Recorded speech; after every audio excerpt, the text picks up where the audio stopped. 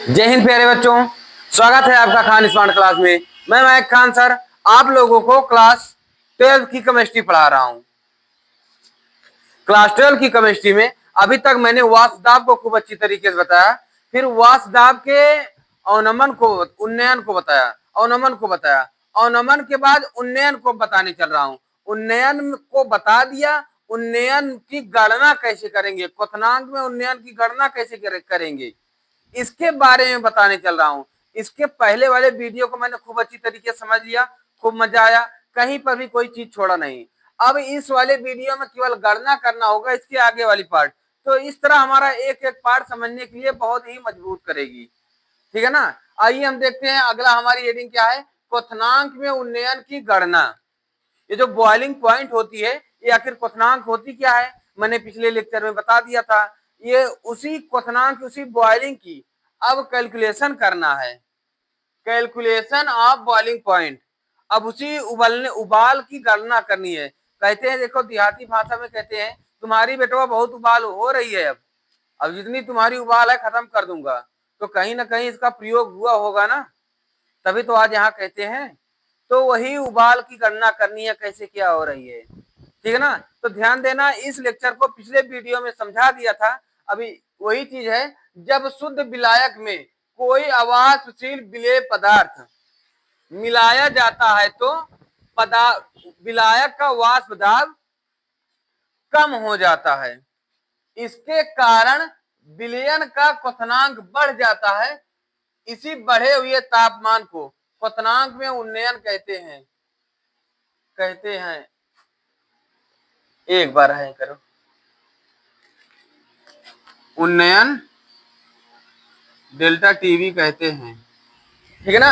अब भैया जब इसके कारण विलयन का क्वथनांक बढ़ जाता है, किसके कारण, जब अवाष्पशील विलेय पदार्थ मिलाया जाता है तो जब मिलाया जाता है तो भैया ये बताओ इसका वाष्प दाब जो होगा वो क्वथनांक के फिर समानुपाती होगा। कैसे समानुपाती होगा भैया, जितना दाब लगाओगे उतने बॉइलिंग बढ़ेगी, उतने ज्यादा बढ़ेगी, उतने ज्यादा गर्म चाहेगी। कहने का मतलब जितना ज्यादा, जैसे एक मुट्ठी चीनी डाले थे, थोड़ी देर में ज्यादा टेम्परेचर लेकर उबाल मारने लगी, अब और भर दिए उसमें तो भैया कुछ देर और लेगी, है ना। तो यानी उसका क्वथनांक जो है ये वाष्प दाब के समानुपाती होगा, यही होगा ना। अब जब वाष्प दाब के समानुपाती होगा, भाई राउल के नियम क्या कहता है कि वाष्प दाब की जगह वाष्प दाब के अवनमन के अपेक्षिक अवनमन के अगर समानुपाती होता है, अगर उसके मान के बराबर है, अगर वाष्प दाब के अपेक्षिक अवनमन के मान का जो भी मान है उस मान के बराबर किसका मान है, मोल प्रभाज का।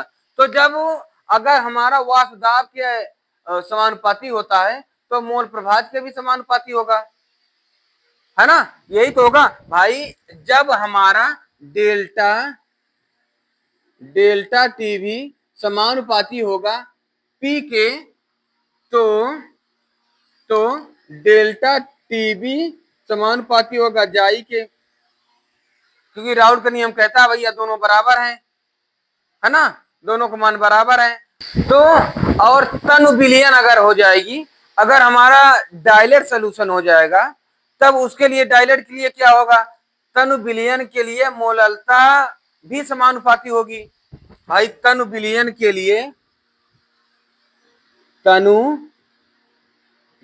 के लिए डेल्टा टीवी समानुपाती मोललता, भाई ये भी समानुपाती होगी, है ना। जब ये समानुपाती होगी तो इसको डेल्टा टीवी इक्वल के बी लगा देंगे, जहां के बी इक्वल क्वथनांक में उन्नयन या क्वथनांक में उन्नयन समानुपाती है ना, ये समानुपाती है।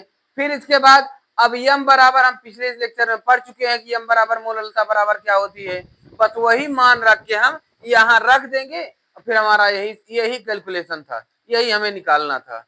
बस यही तीन चीज हमें ध्यान देना है, और ये तीन चीज तब ध्यान दोगे आप जब आपको ये आता होगा। ठीक है ना, ये बात ध्यान देना। देखो अब यही चीज इंग्लिश में देखो, वही चीज लिख दिया हूं।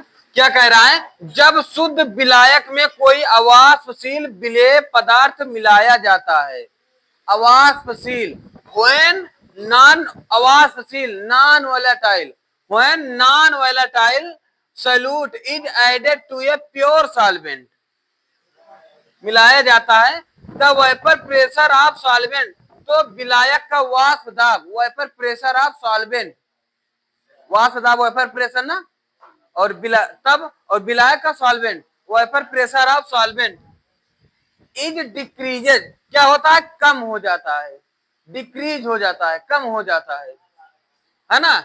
इसके कारण विलयन का क्वथनांक बढ़ जाता है। तो एज ए रिजल्ट या ड्यू टू दिस रिजल्ट, जो मन कहे कर लो, as a result the boiling point of solution increases, तब विलयन का क्वथनांक बढ़ जाता है, का इंक्रीजेज। अब यही जो बढ़ी है टेम्परेचर, यही जो क्वथनांक बढ़ी है, इसी बढ़े हुए तापमान को, ताप को हम क्या कहते हैं, एलिवेशन इन बॉइलिंग पॉइंट, है ना।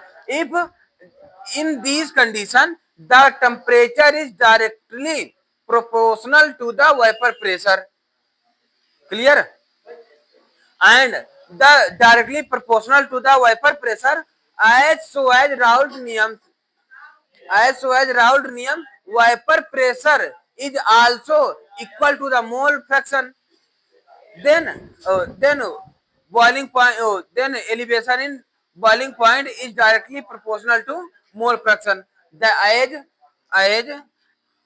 vapor pressure or boiling point is directly proportional to vapor pressure, is directly proportional to vapor pressure, then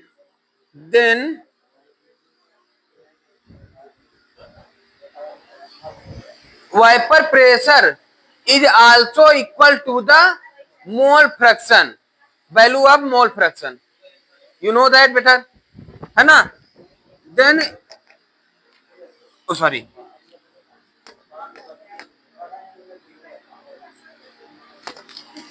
clear, it is right। if dilute solution, if in case dilute solution in dilute solution case delta TB directly proportional to यम, भाई dilate proportional to, भाई जब dilate हो जाता है तो उसका मोलरता मैंने बताया था ना, कि जब डायलेट हो जाएगा तो यन अपान यन प्लस यन में एक ये तनु, इसको बिल्कुल जीरो मान लेंगे, है ना, एक इसको जीरो मान लेंगे तो ये हो जाएगा, उस कंडीशन पे मोलरता हमारी ये होगी, है ना। क्लियर है इतनी बात। अब इसी को यहाँ पर लिख के हम कर दें, इतना समझ गए ना, बस यहीं पर हमें सब करना है, यहीं से, क्लियर है ना। इतनी बात समझ गए, यही मेन है भैया, बार बार कह रहा हूं यही मेन है।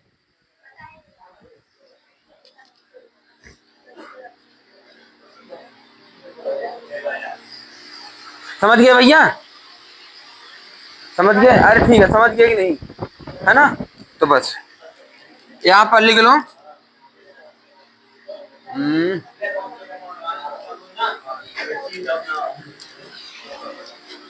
तब वाष्प दाब, ए लड़के सवाल लगा होता, ए मोबाइल क्या करता है, किताब देखा मन नहीं,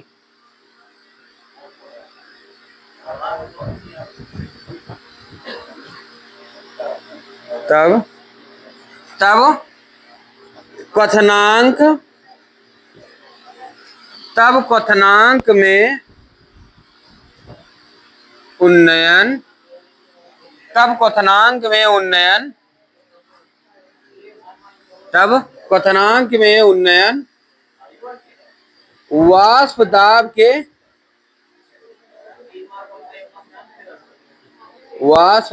के समानुपाती होता है।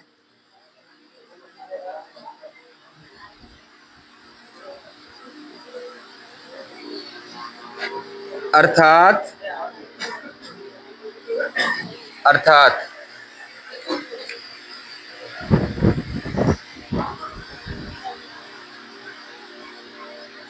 डायरेक्टली प्रोपोर्शनल टू P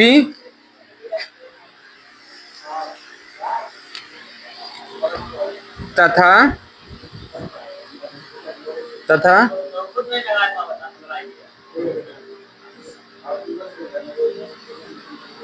क्वथनांक में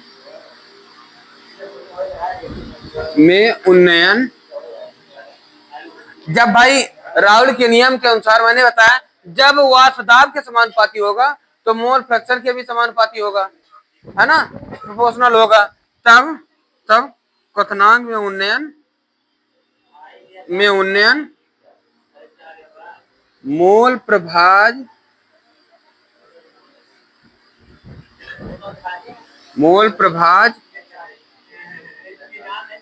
के भी समानुपाती होगा। कहां से? राउल के नियम से।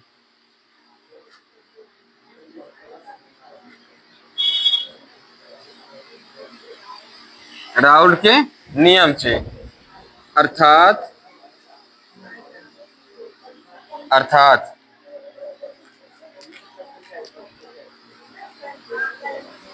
डेल्टा टी भी प्रोपोर्शनल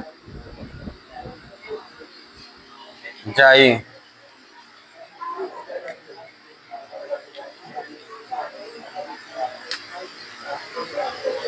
तब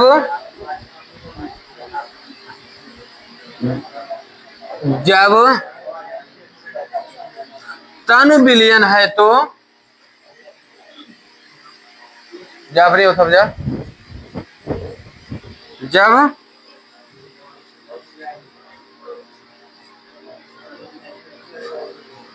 टन बिलियन है तो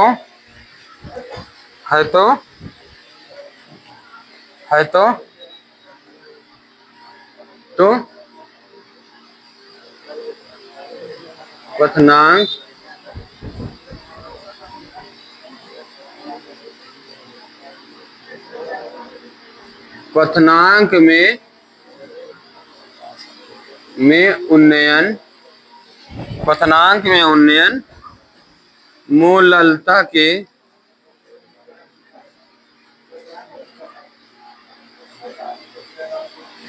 भी समानुपाती होगा। बोलो, यहां तक कोई दिक्कत है ना? के भी समानुपाती होगा। तब अर्थात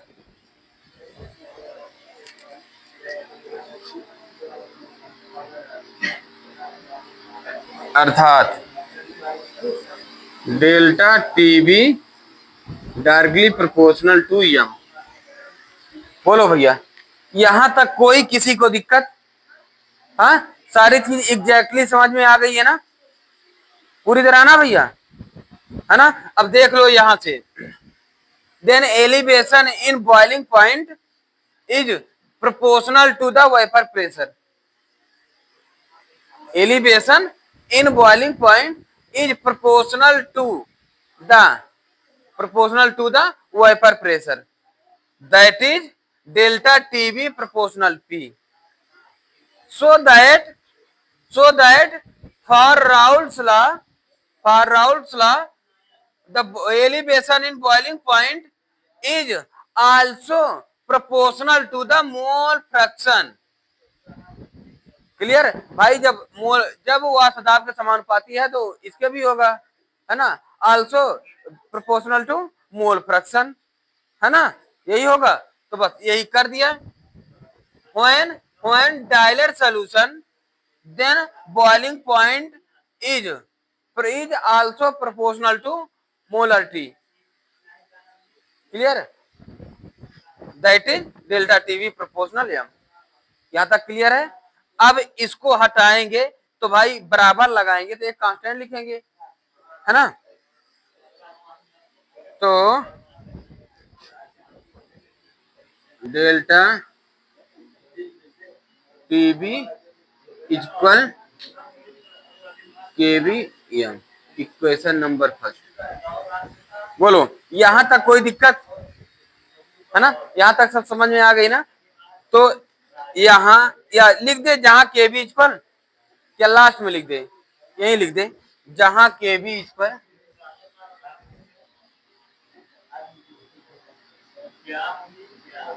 जहां केवी इक्वल मोलल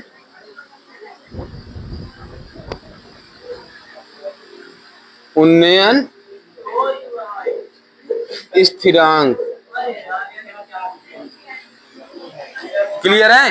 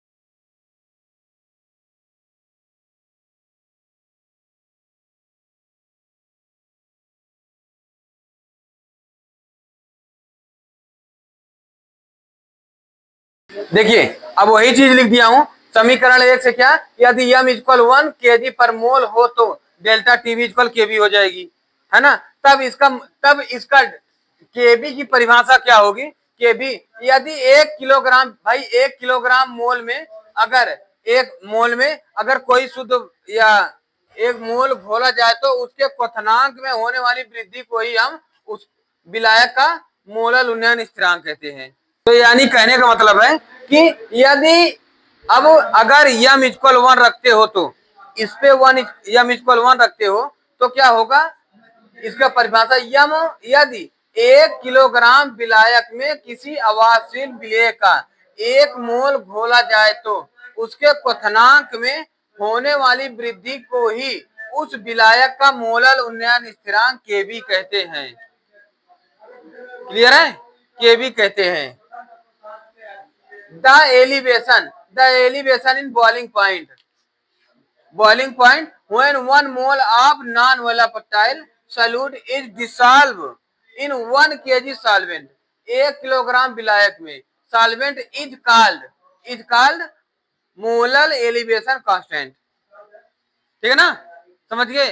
तो यानी कुल मिला के बस इतना ध्यान देना है कि अगर इस समीकरण में यम इक्वल 1 हो जाए या इसमें यम का मान अगर डब्ल्यू भी वही 1 हो जाए, ये भी 1 हो जाए, ये भी 1 हो जाए तो 1 ग्राम हो जाए, तो इस कंडीशन में फिर डेल्टा टीपी बराबर ये हो जाएगी ना, या इस कंडीशन में और जो भी होगा तो यही हमारा केबी की परिभाषा कई बार पूछ लिया जाता है, तो इसको ध्यान देना। समझ गए ना, आराम से निकाल लोगे। तो एक बार इसका जल्दी से स्क्रीनशॉट ले लो, फिर इसके बाद हम अगली वीडियो में मिलते हैं अगली दमदार हेडिंग के साथ, ठीक है ना। और हाँ, अगर मेरे वीडियो को देखने में मजा आ रही हो ना, तो अपने दोस्तों तक शेयर करना भूल जा रहे हो। दोस्तों तक शेयर करो दमदार तरीके से, मजेदार तरीके से, शानदार तरीके से, फिर इसका देखो रिजल्ट क्या मिलता है, ठीक है ना। जय हिंद।